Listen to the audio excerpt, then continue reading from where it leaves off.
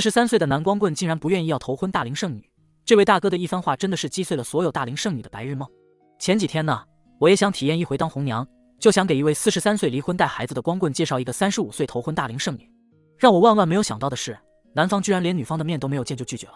事情是这样的，我老婆呢有一朋友呢，43岁了，离婚2年，一直都是自己带着一个女儿过，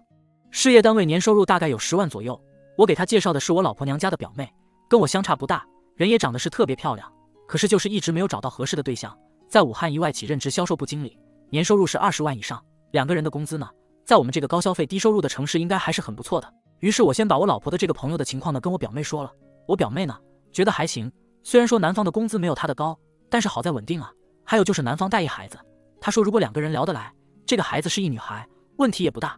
我一听这是靠谱啊，于是我赶紧让我老婆约她的这个朋友出来。没想到她的朋友的一番话真的是让我无言以对。她原话是这么说的，她说：嘉哥，首先我特别感谢你把我的事放在心上，也特别的谢谢你这么的信任我，把自己的表妹介绍给我。但是呢，我不想找这样的大龄的还没有结过婚的女孩，哪怕是结过婚的年龄大的都可以，但是这个不行。我就问这是为啥呀？没有结过婚的不是更好吗？你猜他怎么说的？他说你想一想，虽然咱们武汉发展的也很好，但是不像人家北京、上海、深圳压力那么大，女孩基本上27、8就都结婚了，30岁结婚的都是少数。你表妹都35了，还没有结婚。我觉得呀，可能有2种情况，一种呢，就是她觉得自己的条件很不错，谁都配不上她，眼光特别的高挑，挑不来挑过去，最后把自己挑剩下了。现在呢，觉得年龄大了，又着急着嫁人了，所以我这样的条件她才能勉强的接受。如果是这种情况，就算我们以后结婚了，也不会幸福的。她会继续保持着她高傲的姿态处事，我还没有沦落到娶个菩萨回家把她供着的地步。而且她还是销售部经理，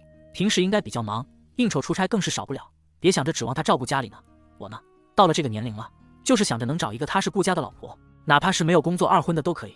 那还有另外一种情况，就是像她这种嫁不出去的女孩啊，曾经狠狠的爱过，却被深深的伤害过。一般有过这种经历的女孩，她们已经心灰意冷了，不再对婚姻抱有希望，更别说全身心的投入到新的感情上。就算她现在打算结婚，也可能是想随便找个人嫁了，或者是迫于家里的压力结婚，对于他们来说就是结婚而已，就像是完成任务一样，而且做什么事情了，感觉都没有太多的激情。这样的人呢，我觉得还是挺可怕的。最后我老婆的这个朋友还给我来了一个提醒，他说：嘉哥，你以后呀，还是不要再帮你表妹介绍对象了，就算是介绍成功了，她可能也不会感激你，而且以后万一她和她的老公发生点什么小争吵，她还会埋怨你。听到这些话呀，我才发现被现代的毒鸡汤浇灌的那些女孩，她们在结婚找对象这一点上费尽了心思，每天在那做白日梦的时候，想嫁给这样那样的男人的时候，男人啊，可是宁可打光棍也不想娶他们呀。所以白日梦真的是该醒醒了，要不真的就要孤独终老了呀。你身边有没有这样的大龄剩男剩女呢？对待大龄剩女你有什么样的看法呢？欢迎大家在评论区讨论。